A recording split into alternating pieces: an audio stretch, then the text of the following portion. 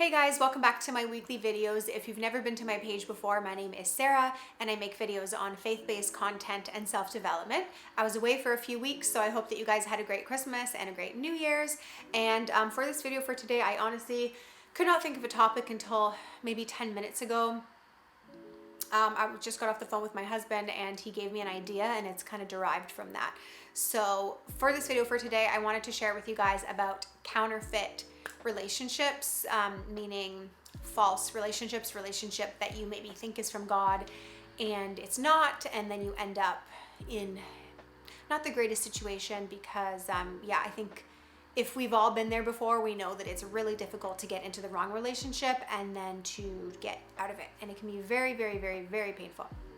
So this is something that I was really afraid of happening to me because I kept hearing it, especially if you're a Christian and you're aware of the kind of terminology they use in the church.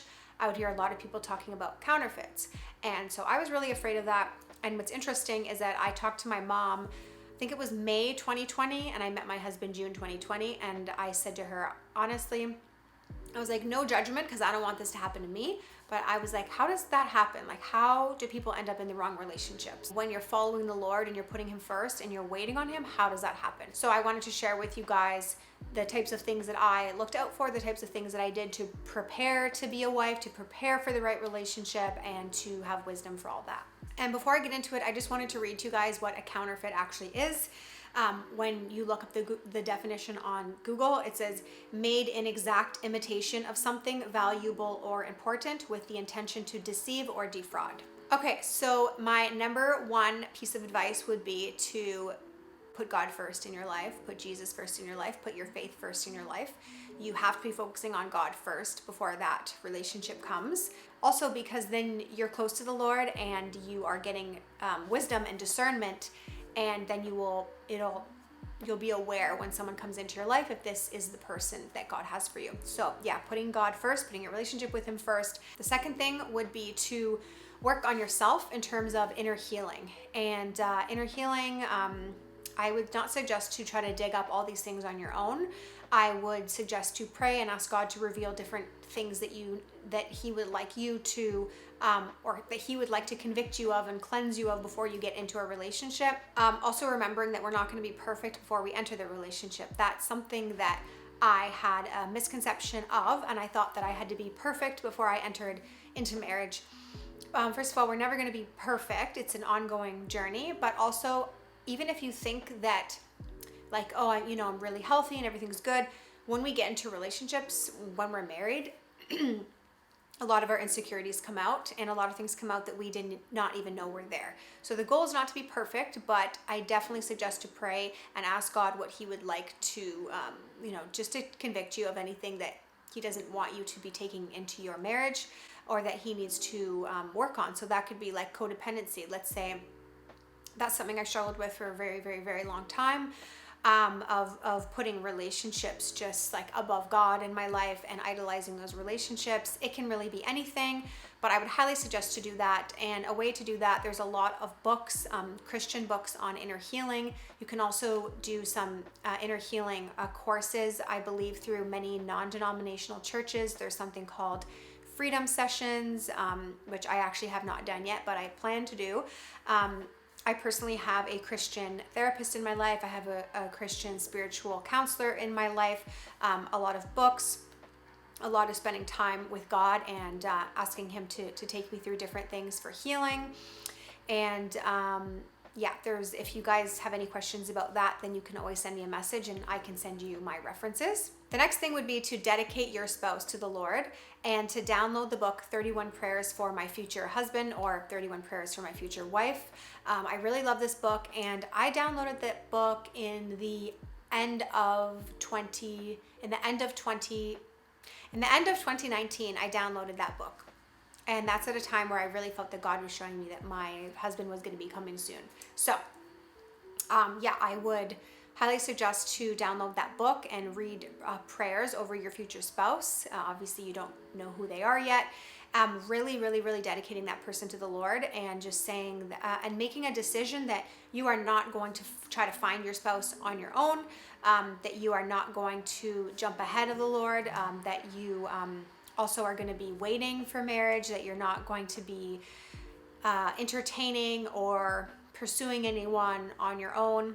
For me personally, that looked like not doing anything physically with anyone, but also not even crossing boundaries in terms of like, having, unless it's like a male friend from the past, but someone who's come into my life who I believe is interested in being more than friends or anything like that. Just even someone who could be like a male friend in your life who's just come into your life, even if they say that they're not interested in dating you, they can be taking the place emotionally of your spouse.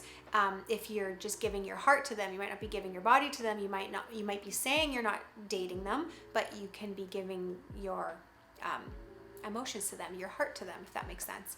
The next thing that I would say is pay attention to the fruits. Obviously, we know that there are the fruits of the Spirit, or I shouldn't say obviously, but there are the fruits of the Spirit. So when that person does come into your life and you're unsure of whether or not this person was sent by the Lord or not, first of all, seeing if you were equally yoked with that person. Again, I know I have a lot of people on here who are maybe not familiar with the Christian terminology, but essentially meaning that you are equally yoked with that person, that you are of the same faith, and that you are not, and it's not even just that. So there are so many times where, let's just say, I'm a Christian, Jesus is my number one in my life, and then there's someone that I meet who is like, oh yeah, I'm open to faith, I'm open to learning about it. I'm not saying that that is a bad thing and that that's not the person for you, but from my experience and from the experience of a lot of people around me, when you first start dating someone and you are like on fire for the Lord and that person says that they're open to faith, I'm not saying that they're not open to faith, but when you're first seeing someone, you are going to be open to do whatever you need to do to end up in a relationship with that person. Or it could genuinely be appealing to you in the beginning of the relationship, but the motive is wrong because it's the relationship that's driving that, not God. And so I would be very, very, very careful of that. That's something that I was like not going to move on, and I highly, highly, highly suggest that, because that can be a sure way to end up in the wrong relationship. It can happen all the time. Oh, sure, yeah, I'll come to church with you. So I would not suggest that. And then also seeing if their morals and values are, so let's say that they do have the same faith as you, and they are on fire for the Lord with you, then also seeing if their morals and values actually line up with that. Like, is that person waiting for marriage just like you're waiting for marriage? What types of things are they involved in? And I don't want this to come across as like ritualistic and so rule-based, but when it's your spouse that you know that God is sending to you, I would be very, very, very careful of ignoring red flags. And red flags would look like them doing things that are not biblical. Another thing which kind of goes hand in hand with this is what is driving you in that relationship. So let's say if that person does come into your life, and if it's completely infatuation and lust based, and let's say all you're thinking about is sleeping with that person, or you're just really, really, really attracted to them and that's what it is, then I would also just reel it back and pray about it. For sure, is it the Spirit that's drawing you to that person, or is it just something physical? Another thing that's really important with that is, let's say that person does check off all of those things and they ask you on a date or they ask you for coffee or something like that. What I would suggest to do is saying, I need to pray on it. And if that person is who they say they are, then they will understand that and they will pray on it as well. And also just keeping in mind that all those things that I was saying is that's not just in the beginning of the relationship. That's like, you have to see that going into the relationship. It's not just like, 1 or 2 dates. Oh yeah, I'm waiting for marriage or whatever it is. And then you end up with the person and that's not the case. Just being very prayerful about those things. Something else that I just thought of as well is to be very mindful of the way that that person comes into your life, the means in which they enter your life. I'm not going to say this is 100% of the time, but what I believe is that God is not going to send you that person through sin some way. And I can't think of many examples except for marriage, because that happens a lot, where someone will say, oh, I think God is showing me who my spouse is, and it's a married person. And so I'm going to go ahead and say that I don't believe that God is going to send you someone who is married or who is in a relationship. I can't say that for sure, because maybe they're exiting their relationship. That's all I can really say there, but I'd be very, very, very mindful of how that person what came into your life, how they were sent into your life. The last thing that I would say for now, I'm sure there's many, many, many more things to add, is don't try to figure it out on your own, because you most likely will not. I was honestly so curious to how my husband was going to come into my life. Never in a million years would I have guessed that my husband would come into my life the way that he did, or that he would be who he was. My husband lived on the other side of the country, and we were just on opposite ends. I had never seen or heard of this person in my life. It was only in a way that God could have brought him into my life. But prior to that, I was trying to figure it out myself. I was like, okay, so maybe my husband's going to be American. Okay, so maybe I'm going to meet him at this church. So maybe he's going to be this age. Maybe he's going to have this career. Honestly, there's no point in guessing, because we won't know. So it's probably going to happen in a way that you do not expect it to happen, and it could even happen at a time that you do not expect it to happen. Another thing I would suggest is to just be patient and enjoy your time with the Lord. Being single is a blessing. Spending time with the Lord is a blessing. When you look back, you will realize that it really is a blessing. Marriage is wonderful, but so is being single. And I would say to, you know what? Someone definitely needs to hear this, because this is something that for a while I was like, honestly, where's my husband? Like, where is my husband? And I was always like, what? I'm seeing these people on Instagram, like meeting their husbands and getting engaged. And I'm like, honestly, like, where's mine? And I know that my husband felt the same way as well. Like, where is my wife? And it is worth the wait. It is so worth the wait. I think also don't put a time frame on it. Do not say that you need to be married by a certain age, unless God put that number in your heart. But I would say just be open to when God wants to send you that person. That's what I really tried to do, is to just get really, really comfortable in my relationship with God, and get really, really, really comfortable in being single, and being open to, like, honestly, I might not get married until my mid-30s. I don't know. God knows best. Just remembering that God knows best. And I'm going to put a link to a video below that was really, really good that someone sent me in, I think, June of 2020, which is when I met my husband. And it basically was about a custom husband. And the story was just awesome. And it was this lady who was waiting for her husband. And I'm going to try to explain it, but she explains it way better. But basically, I think it was a vision that she had where God took her into like an antique shop, I believe. And she saw all of these pieces. And then God was saying to her, you can choose anything that you want in the store. And she was like, well, everything is beautiful, but I don't know if I found like the right piece for me. And then God said something like, yeah, you're right. Everything is beautiful in here because I made it.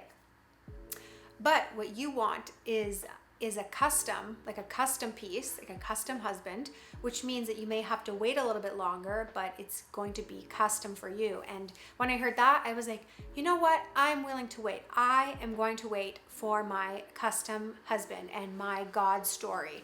And I would highly suggest to do that. Do not settle. Do not entertain lustful things. Do not entertain people pulling at your heartstrings. There's a quote about like the devil comes disguised, doesn't show up with like pointy horns and a red cape, but he shows up as everything you've ever wanted. And so that's why it's really, really, really important to stay close to the Lord, to give that to the Lord, to be discerning, and to not try to, don't go based off of feelings, because there are a lot of things that are appealing to our flesh, a lot of physical traits that are appealing to our flesh, or it might seem perfect, but you will thank yourself later if you don't end up going into the wrong relationship because of fear, because of maybe getting older, or thinking you're never going to find anyone. It is just not worth it. It's not worth it to settle. It's not worth it to waste time in the wrong relationship, especially if God is telling you to get out of the relationship. It's not worth it to entertain someone that is not for you, because you're preventing them from being with whoever they're supposed to be within their destiny, and that's between them and God.